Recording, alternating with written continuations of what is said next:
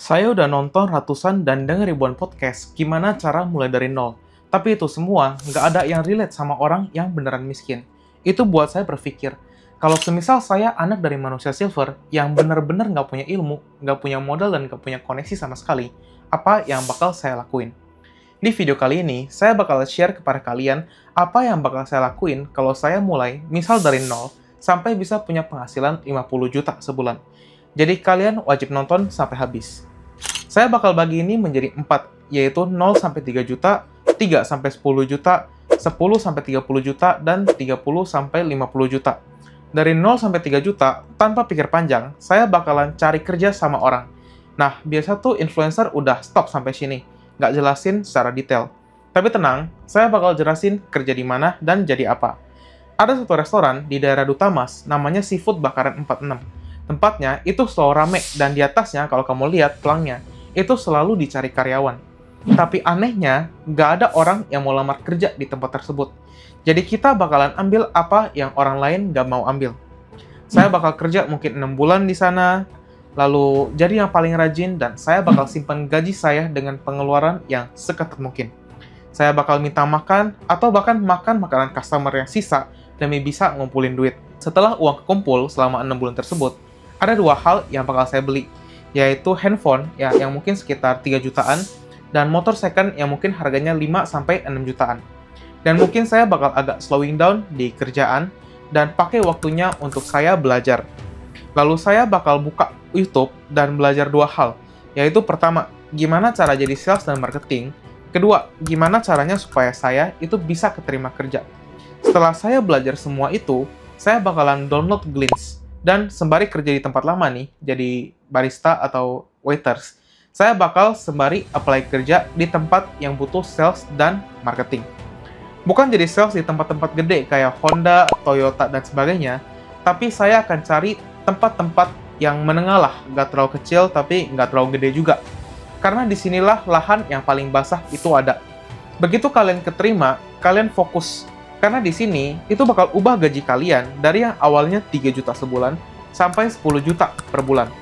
Kembangin produk knowledge kalian dan kerja sekeras mungkin untuk genjot sales selama setahun. Pelajari juga tuh yang namanya Meta Ads, gimana cara buat konten di TikTok, gimana cara jualan lewat medsos, dan juga di e-commerce kayak Tokopedia, Shopee, dan Lazada. Saya bakalan lakuin itu dengan jujur dan penuh integritas. Ingat, jujur dan penuh integritas, karena ini penting. Inilah yang bakalan bikin kita itu ke tempat yang kita nggak pernah kira sebelumnya. Begitu kamu udah paham gimana cara jualannya, lalu kepada siapa, waktunya kamu mulai belajar satu hal, yaitu dealing. Disinilah perjalanan kamu dari 10 sampai 30 juta itu dimulai. Kamu mulai tuh kenalan sama supir-supir si supplier gitu kan, ajak ngopi lah. Ya, jadi kenal, oh tahu suppliernya ini, ya terus kasih harganya sekian. Baru dari si supir, itu naik, jadi kenalan sama si supplier. Ya, jadi database pelanggan udah ada, supplier udah tahu, cara jualnya gimana, udah paham semua. Waktunya kalian try to connect the dots, ya. Kalian coba sambungin antara si customer dan juga si supplier. Kalian boleh pelajari setahun di sini, kalau kalian udah bisa banget, atau ngerasa udah mentok, waktunya kalian mulai pelajari bisnis. Loh, kok jadi bisnis? Jadi gini, di Indonesia itu buat dapat gaji 30-50 juta sebulan, itu susahnya bukan main. Apalagi kayak tadi yang kita bilang kan, background kita adalah seorang anak dari manusia silver. Jadi tentu ya pendidikan kita itu harusnya nggak tinggi-tinggi banget lah. Jadi itu bakalan susah. Ya sebenarnya masih ada sih cara-cara lain kayak kalian kuliah ya untuk dapat kerja yang lebih baik, di tempat yang lebih baik. Tapi ya kalau saya, ini jalan yang bakal saya pilih. Karena tanggung. Semua itu kita udah tahu. Mulai dari cara jualannya gimana, suppliernya udah ada, customernya udah ada. Ya, kita udah paham banget lah kungfu-kungfu di bidang ini. Jadi terlalu sayang buat kita tinggalin apa yang kita bisa untuk apa yang kita nggak tahu hasilnya seperti apa. Jadi menurut saya, menjadi pebisnis adalah pilihan yang lebih realistis. Untuk jadi pebisnis, kalian harus pelajari lagi dua hal. Yaitu pertama, gimana cara recruiting.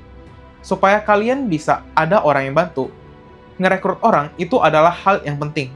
Ya, gimana cara recruiting, gimana caranya kalian ajari supaya mereka paham, ya gimana cara cari orang-orang yang bagus, nah itu kalian harus pelajarin.